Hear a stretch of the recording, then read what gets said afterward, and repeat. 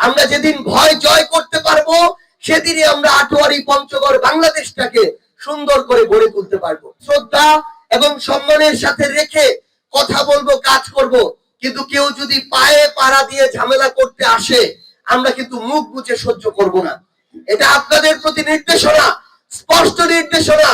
আমরা একসাথে কাজ করব, কিন্তু আমরা জুলুমে ভীত হব না।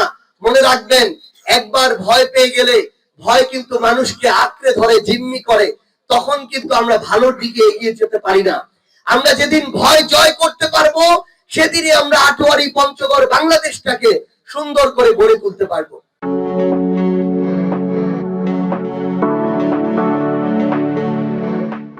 আমি আপনাদেরকে আহ্বান জানাই, আপনারা এখানে যারা আছেন, আপনারা অক্লান্ত পরিশ্রম করেছেন, কষ্ট করেছেন।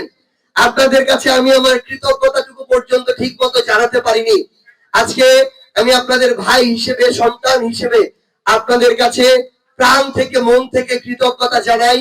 আপনারা এই নির্বাচনে অনেক কষ্ট করেছেন। আমরা সরকারিভাবে যে ফলাফল ঘোষণা করেছে সেখানেও আমরা 1,68,000 ভোট পেয়েছি। 1,68,000 মানুষের ভোটের আমানত, এটা কিন্তু অনেক বড় বিষয়। আমাদের কিন্তু পিছিয়ে গেলে হবে না। আমাদের মানুষের অধিকারের জন্য দায়িত্ব পালন করতে হবে, কথা বলতে হবে। আমি আপনাদেরকে আহ্বান করছি, আপনারা ওয়ার্ডে মেম্বার নির্বাচনের জন্য প্রস্তুতি নিন, ইউনিয়নে ইউনিয়ন চেয়ারম্যান নির্বাচনের জন্য প্রস্তুতি নিন, উপজেলায় উপজেলা চেয়ারম্যান নির্বাচনের জন্য প্রস্তুতি নিন। মনে রাখবেন, মানুষ কিন্তু একটা পরিবর্তন চায়।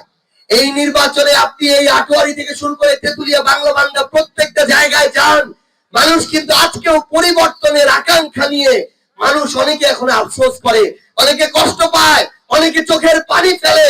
এটা শুধু ওই জায়গা থেকে আসে যে মানুষ একটা পরিবর্তন চেয়েছিল।